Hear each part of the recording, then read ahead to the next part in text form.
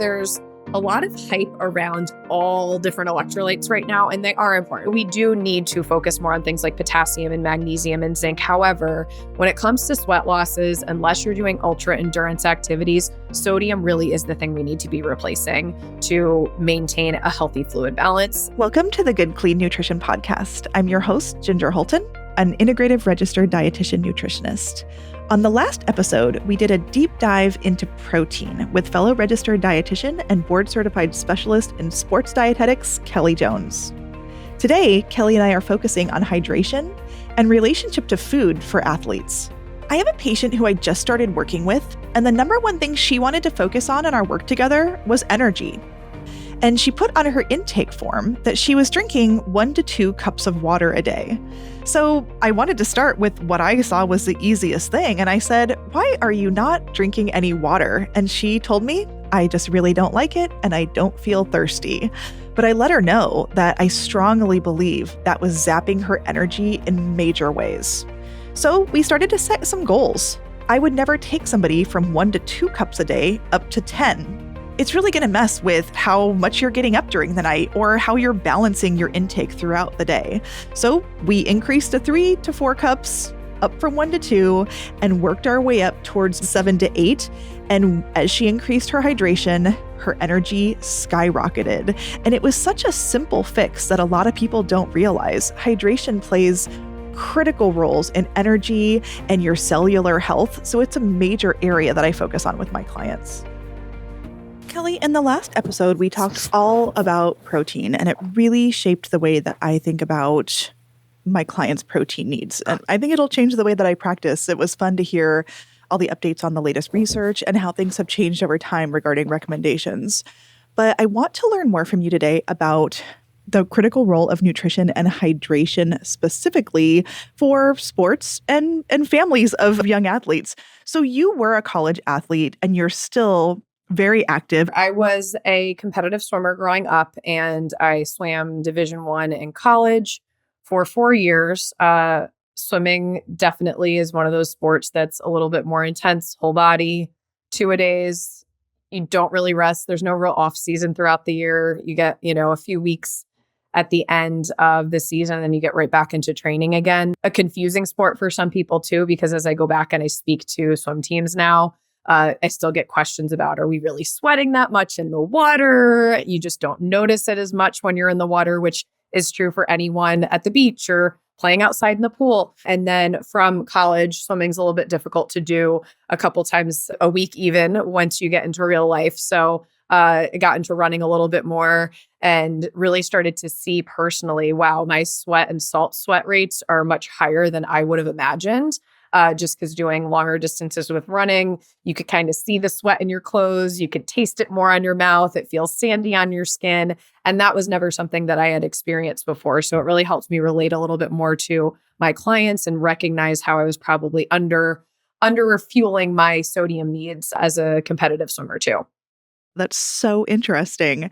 And you also more recently have worked with Major League Baseball. Yes, I was with the Phillies organization for a few years, and now I'm consulting with MLB's umpire administration, which is also a very unique situation. A lot of people don't think about umpires and refs and how they don't get a rest during games. There's no sit in the dugout for half an inning. It's on the field the entire time. The home plate umpire just squatting constantly. So you take kind of the athlete needs and you can exacerbate that for them sometimes too, in terms of their potential sweat losses on the field. Right. And it could be hot and they're just on their feet. They're out there all the time. That is really fascinating. Mm-hmm. So, okay. Can I lump them into baseball players? Yeah. Okay. Perfect. How do you talk to different athletes about fueling, whether it's protein, calories, hydration? So let's say baseball versus swimming. How do you approach that? Very different sports, right? When you're in the pool, you are moving your entire body. Your cardiorespiratory system is really being stressed out versus something like baseball. There's a lot more attention and focus involved there. And something that I speak to sports like that, or even if you think about golf, you might be at a lower intensity for the majority of the time that you're spent participating in your sport, but your mental energy expenditure is going to be much higher. That really strong attention to focus and the stress that goes along with it definitely increases energy needs past what, your tracking device is going to log for a calorie expenditure. So that's something where it can be a little bit harder to pinpoint exactly where people need to be from a calorie perspective. But protein wise, we still really need to focus on higher protein meals so that when they're paired with those carbohydrates, it's going to sustain for the duration of those longer competitive periods. When I am doing cardio, I feel like I'm listening to music or what have you. It's more like just plug in and go. But when I'm weightlifting, I do actually afterwards feel very mentally exhausted because I feel like I'm just concentrating so intensely the entire time. Is that what you're talking about? Like, am I on track with that? No, and that's true for weight training because you're thinking more, especially if you're lifting heavier, you're thinking more about every movement. You're putting that mental effort into what you're doing versus, that if we're comparing to swimming like we were before, or if you're running an actual race, there's going to be more mental focus there than when you're just training. But absolutely, there's that difference. There's that mental exhaustion. There's even some studies on Zumba or dance fitness and how it's great for your brain because you have to pay more attention to the movements you're doing and there's a little bit more focus and attention. And I think that can translate to a lot of these sports too, where there is more focus where, yes, it's mentally exhausting, but there might be some cognitive benefits long-term too. The brain burns a lot of calories. So is that what's going on? Like it's actually increasing your nutrient needs? Yes, absolutely. And like our muscles, our brain prefers carbohydrates. So if it runs out of carbs, can we survive on ketones? Yes, but that's not necessarily optimal. To having that better attention and focus during exercise is supported by carbohydrates, and good hydration is actually a part of that too. And ketones are how would you describe them? They're the compounds that are created to fuel your brain when you don't have enough carbohydrates. Exactly. So turning fat mostly into fuel for the brain produces these ketones, and that's kind of our backup energy, I like to call it for people. A lot of people don't realize that. The most common thing you would hear of is like a ketogenic diet. That is low carb to create ketones for the brain to burn fat. It's this whole thing, but actually your body can go in and out of it every day. Right. I mean, and especially if you're doing really exhaustive exercises, doing 2-a-day workouts that are burning a lot of energy and your carb intake isn't up to speed with that, it doesn't have to be as low as what a standard low carb diet might recommend. Or if you get sick for a few days, your body might get into that phase too. Yeah, it just is a natural metabolic state. Do you find generally that professional athletes have knowledge about nutrition, that they know what their protein needs are? It depends. Some people want to follow like a plant-based trend, for example, just because it's trendy, not necessarily because they've looked into it and they think that it's better for the environment or anything like that. They're like, oh, well, I saw someone doing it and they did it for performance and they performed well, so I want to do it too. And again, just kind of do a 180. I feel like after a certain documentary came out, a lot of people jumped on that bandwagon without any gradual shift to a plant-based diet. And there was a lot of education on, okay, yes, eating more plants is great for you. Here's how we need to do that for you. Since you're not doing this for animal welfare, environmental reasons, we're going to slowly transition you so that this makes sense and can still support your body. So in that case, I think that there can be some protein and nutrient gaps when people switch their diet really quickly. And then there's, other people who you might hear of in the professional world who are jumping on intermittent fasting when they have such high energy needs and really want to be supporting recovery around the clock. And it can be hard to get through to them sometimes because of how these trends get sensationalized by certain individuals who really are just blessed and naturally phenomenal athletes and, happen to just be making it even though they're following a trend like that. So while I'm not saying intermittent fasting is bad for everyone, for a professional athlete, it's not something I'm recommending. And so those are a couple of the trends that I find are a little bit harder when people just kind of drop things and try to hop on them right away. The whole "it worked for me, therefore you should do it" is not generally the best place to go. No. Right. So there's professional athletes, but then there's like everyday athletes like you and I perhaps. And then there's also student athletes. And that's a group that I really worry about because they have so many different needs and they're growing and learning. How do you approach those different groups of people? There's nuances to all of them. And even with student athletes, are we talking about high school or are we talking about college? Because those are totally different scenarios too, where high school, the growth and development is so extreme and you have less times throughout the day that you can even stop to eat. You're still relying on your parents, and parents might have different goals for what they're doing and, put those philosophies or ideas onto their kids, even though that's not supportive of their sport. So I think there's a lot of education in that age range on eating frequency, how do we fit enough in throughout the day, making sure that parents understand the true needs of a student athlete versus an average student or an adult.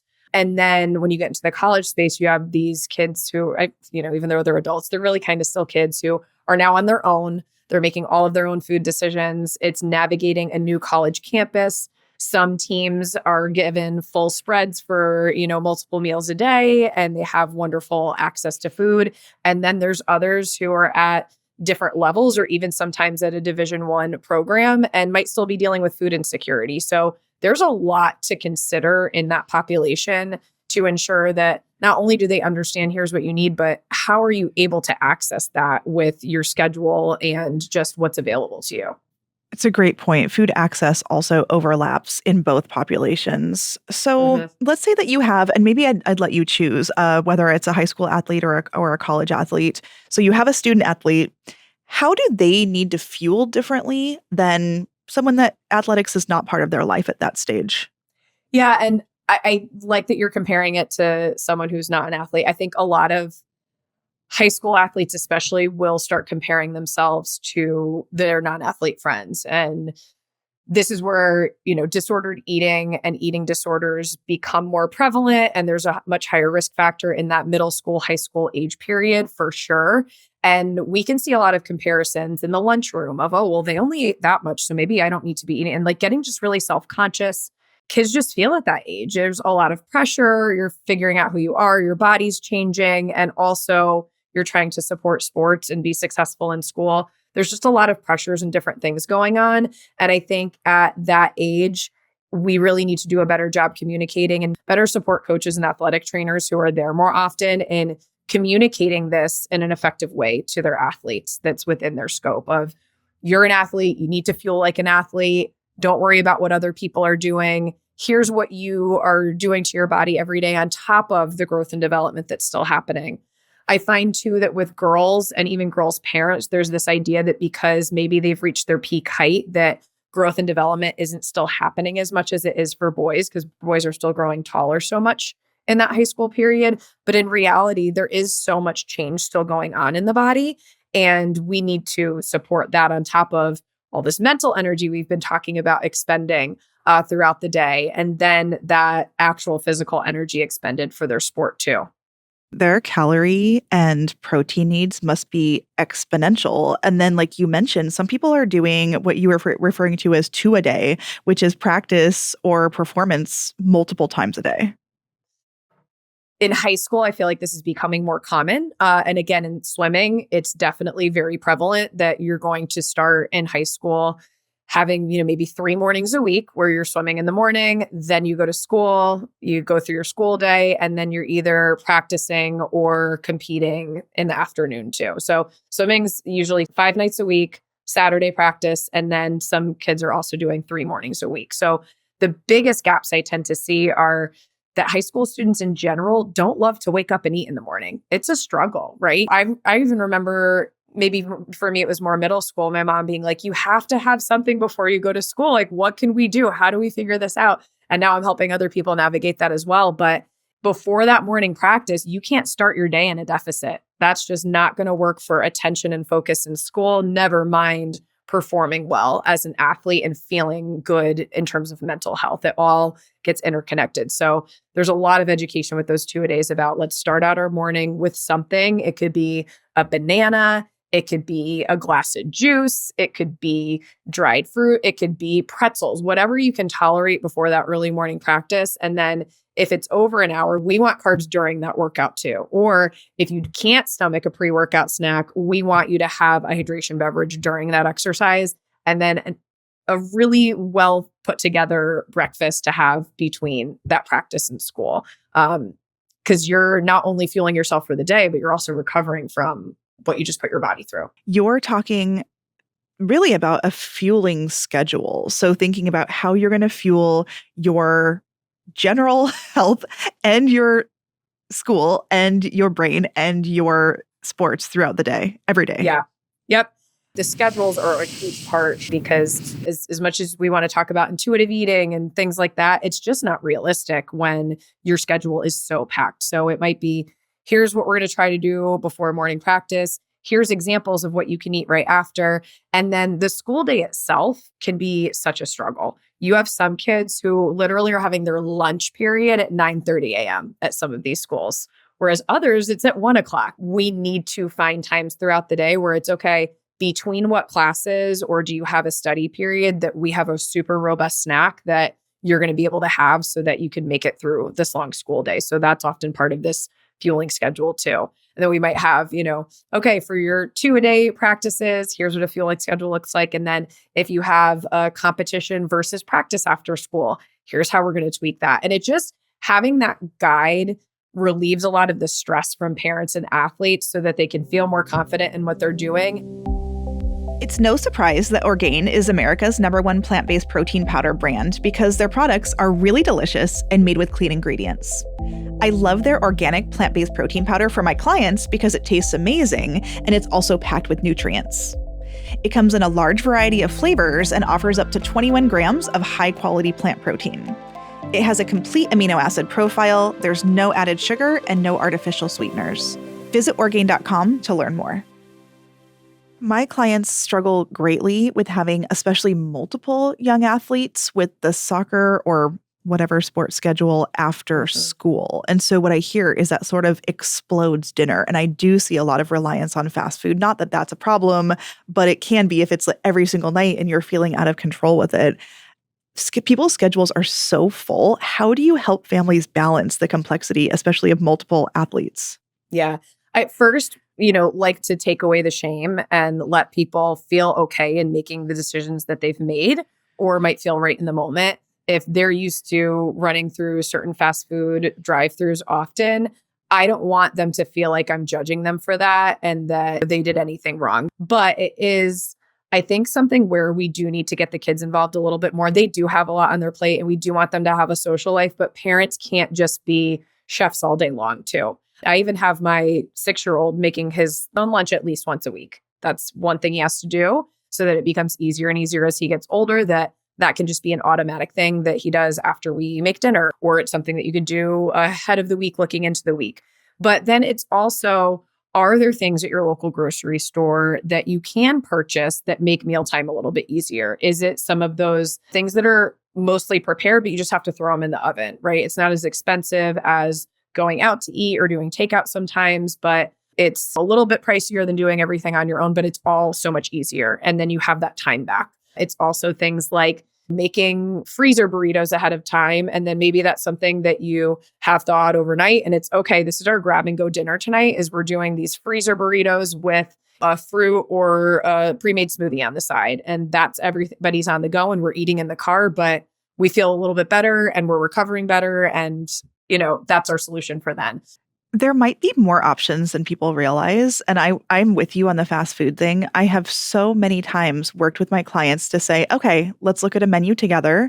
What are you typically getting? Okay, this is the nutrients in that. How can we make some easy swaps to make it fit into your eating goals better? Absolutely. Yeah. There's definitely some places that have a vegetarian option or there's salads on the menu and you can get a vegetable or baked potato. So sometimes we just work with people to make it fit. And I will say too, especially with some of those college athletes, sometimes when they're on the road, the bus is pulling into a rest stop and it's, here's your meal money, go figure it out. And fast food is really all that's there. So it's helping them navigate what's the best option in that moment.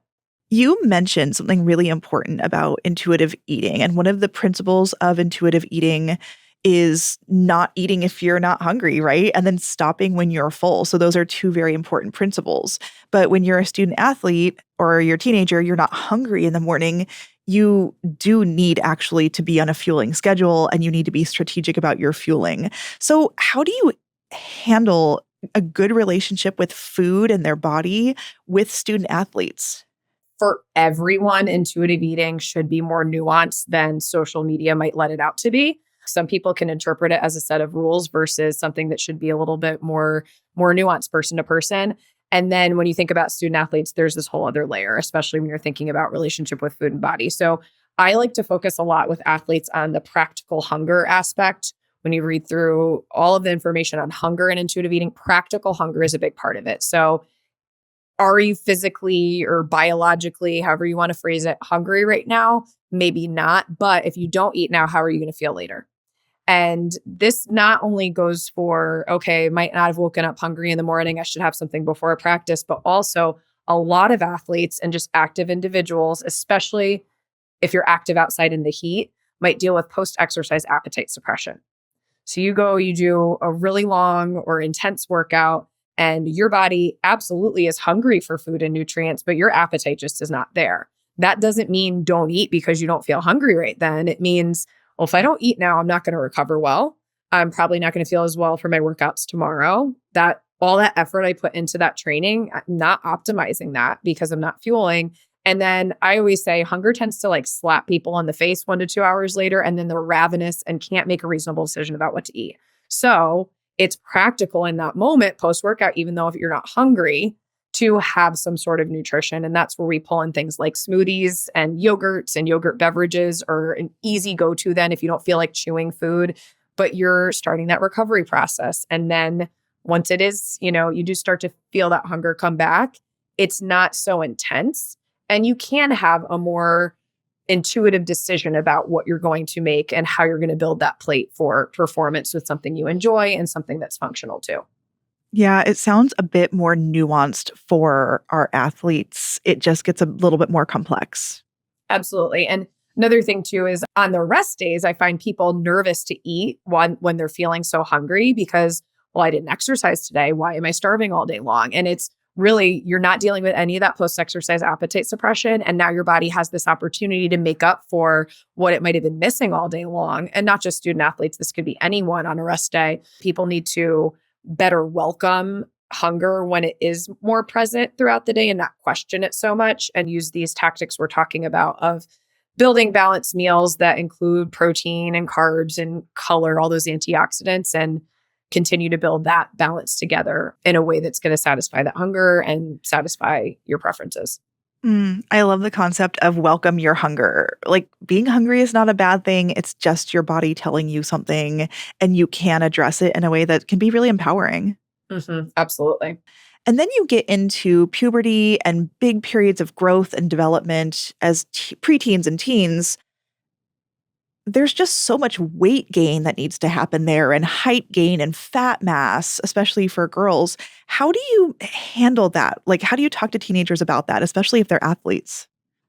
First, I'll backtrack and say, I think we need to talk to kids about this more before they go through that phase. I think when they're learning about puberty and all these changes their body's going to go through, I think it should be, you're going to gain fat, and that's normal, right? Like this is a time where your hips are going to get bigger. And just talk about these changes that are going to happen to start to normalize them. I think that alone can make a difference, right? It's not just about getting a period. It's your body's going to change. You are no longer going to be, maybe a skinny little child if that's what you were, right? Or talking about how different people's bodies are going to be different, and that's okay. I think starting that at a young age too is, everyone's body might hold energy differently.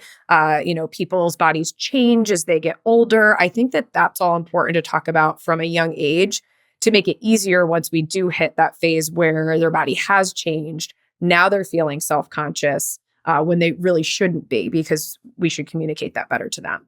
I will say too, I don't think it's just girls. I think for a lot of boys and, kids in general, some kids will put on a good bit of fat before they go through a growth spurt. And oftentimes before that growth spurt in puberty hits, if they've put on a lot of fat, parent concern, even doctors concern, the way that they communicate that, or even pointing it out when they might not need to, can really be detrimental to a kid's mental health. So I think allowing them to understand, oh, your body's going through some changes right now, that's okay. And if there's something you can do nutritionally, don't make it about their body, make it about, as an athlete, maybe we need more protein in the morning.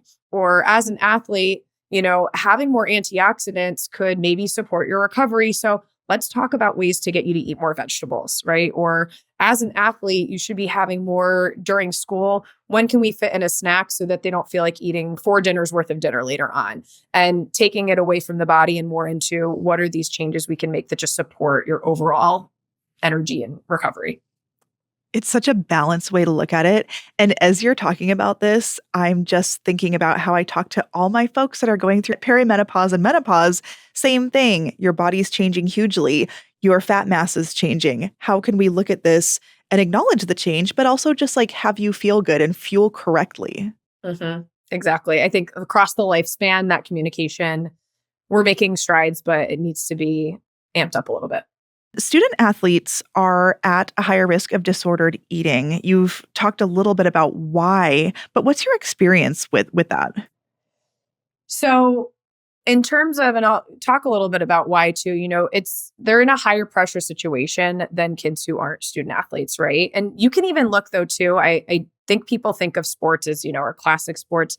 There's also athletes in the arts where their risk is very high. Think about things like ballet, even think about musicians that perfection is what they're aiming for. So it's not only the pressures that surround it and wanting to impress parents and teammates and coaches on top of yourself, but it's also, I think, some of the athletes and people and athletes in the arts that wind up going down this path and being a little bit more competitive just have those more perfectionistic personalities, right?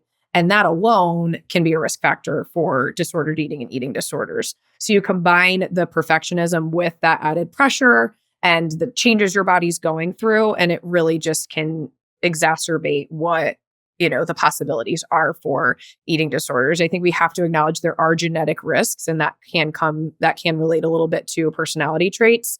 So, it's not that someone's going to get an eating disorder specifically because of what someone said, but all of these triggers of their environment and the way food is discussed play a role in those that are already at a higher risk.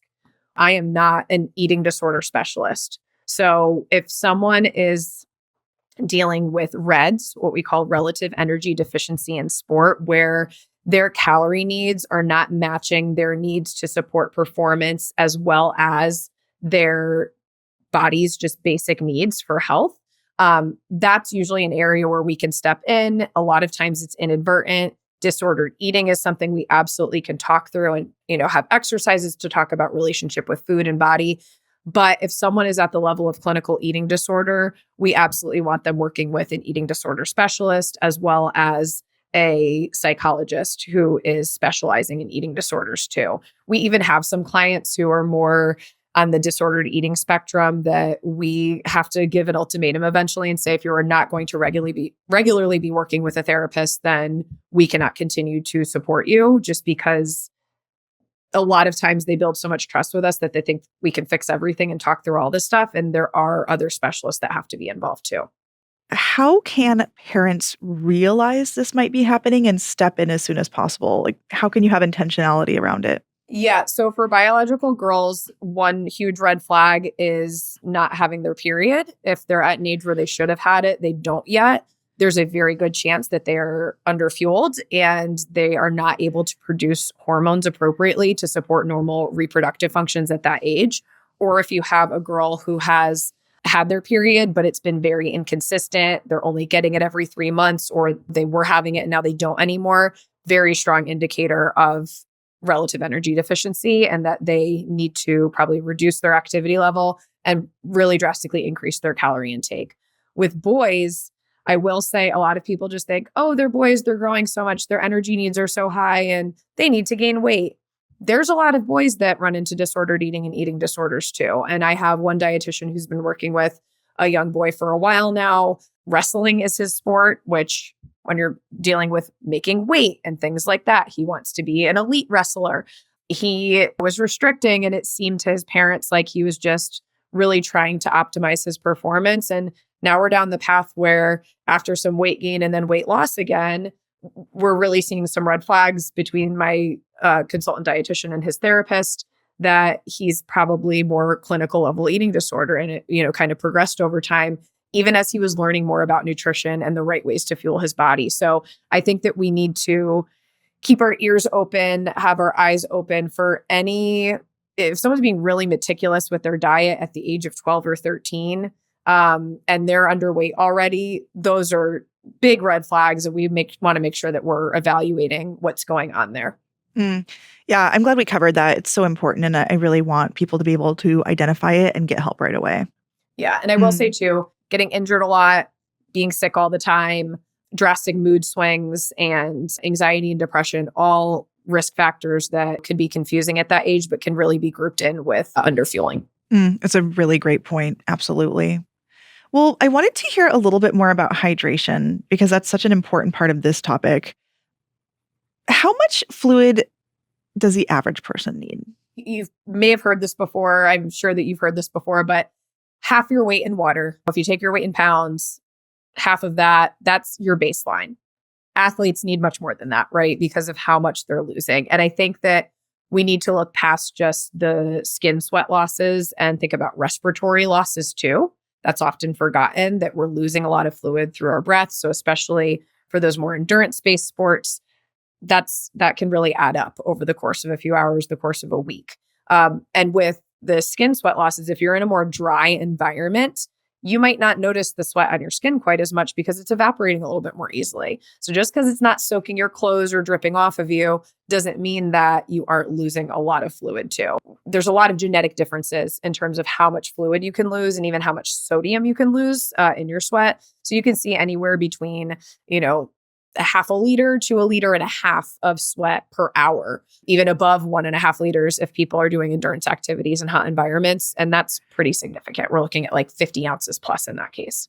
Yeah, 1.5 liters in an hour is so much. A lot. Yeah. Wow. That sounds really hard to rehydrate, but also make sure that you're replacing the right electrolytes too. There's a lot of hype around all different electrolytes right now, and they are important, right? We do need to focus more on things like potassium and magnesium and zinc. However, when it comes to sweat losses, unless you're doing ultra endurance activities, sodium really is the thing we need to be replacing to maintain a healthy fluid balance. And what we'll do a lot of times too, because sweat losses can be so high, is think a little bit more about prehydration and ensuring that sodium and carbohydrate intake is adequate enough that we're not losing excess fluid. So if we're underfueled with carbs, if we don't have enough sodium in our diet, you're going to pee out or sweat out our fluid a little bit more easily because we're not holding on to it. For every gram of that glycogen, that carbohydrate that we store in our muscles, we're holding on to close to 3 milliliters of water. So if we're carb deprived, we're not going to go into workouts quite as well hydrated either. And when it comes to sodium, just having more sodium before a workout can stimulate thirst a little bit more, allow you to drink a little bit more, maintain that fluid where it needs to be so that you're more supported during exercise and don't have to focus as much on drinking during your workout and catching up afterwards. I was watching one of your reels and you were at Costco and you were like looking at an electrolyte replacement and you were like, this has 10 milligrams of sodium. Like it had hardly anything in it. So you really need to know what you need, how your hydration's affected, how many liters of water you're losing, and just like have a plan and using the right replacement. Yes, absolutely. I would say that for an athlete or those that are exercising an hour or longer, I'd recommend probably about 300 milligrams of sodium-ish in an hour for electrolytes to be added to your fluid. Until you're exercising over 90 minutes, or if you're doing 2-a-days, I don't think that you need to add the carbs in, but the sodium I think is really helpful in our fluid balance. And you could lose anywhere though. Like I've had athletes that have done sweat tests and they're losing like 2,000 milligrams per liter of sweat. That's extreme, right? So for some people, needs are very high. And that's the people who, again, are tasting the salt on their lips, are feeling sandy, all of that. Not everyone necessarily needs a sweat test, but there's really large variability in your sodium losses. And so working with someone can help you determine, okay, what's the right electrolyte replacement beverage for you? Or how much salt can you be adding to things throughout the day to get you where you need to be? I have some older clients, maybe 70s or 80s, and their doctor told them that it was something along the lines of, you don't absorb water if you don't use electrolyte replacement. And that just didn't sound right to me. Like, How do you approach that with the average person that's maybe not super active? Yeah, I mean, you're going to absorb water, right? Your body needs water. We are water. We thrive off of it. So it's going to be absorbed. If you are dehydrated or you are an athlete and we need to maximize fluid absorption, having our water come into the body with sodium and carbs is going to speed that up with our little transporters in our digestive tract. So pairing the three together can be beneficial when you need it. But that doesn't mean that you won't absorb any fluid without the sodium and the carbohydrates. So you will, it's just you might retain a little bit more of the fluid when it's paired with carbs and sodium. And depending on your goals, you may or may not want to do that. So if you have someone who's at risk of high blood pressure or who isn't very active and doesn't have a diet rich in whole foods, then we don't want to be adding in sodium because they're probably already getting enough and they're going to retain fluid just fine. I do find in our culture that a lot of my clients have become very afraid of salt because there's this big message like salt is bad, be on a lower sodium diet. And what I talk to people about is you need a certain amount of salt every day to live. And if you're losing some in your activities, then you need even more. So salt is not like a bad thing. Can you speak to that a little bit? I'm in total agreement with you. I think that it's been totally blown out of proportion, just because of fear of high blood pressure. Even when we look at the data, though, it's only about half of people that actually respond to salt in terms of high blood pressure. So some people genetically, their kidneys are going to do a better or worse job at regulating fluid balance, regardless of your sodium intake. Again, you do need it. It has to be there for appropriate fluid balance, or else you're going to have fluid in the wrong compartments in your body. And that can result in negative effects too. And we do see that with overhydration in athletes sometimes. Overhydrating is also a risk, more common in women. So we can see sometimes amateur females that are maybe doing their first marathon and maybe they are afraid of salt and they're just pounding water and they're not getting in the electrolytes. And that can actually lead to deadly situations in some cases. So it's really important that we appreciate what salt is doing and that it's there for us for a reason. Right. I'm glad that you brought up the condition. Hyponatremia is the official term.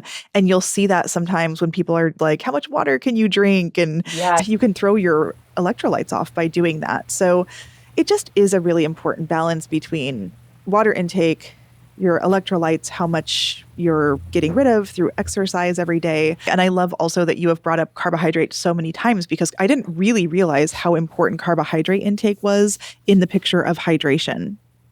Right. And when you think about it, if someone is dehydrated, you're going to give them an IV, what's in there, right? It's sodium and glucose. So it's similar when we think about fueling activity. And I also want to give a shout out to people in the military, people who are working really strenuous jobs outside, construction, farming, things like that. That is a very physical job that has the same fluid and carbohydrate requirements that we're discussing right now for athletes. So we don't want to discount people that are in those outdoor physical jobs too.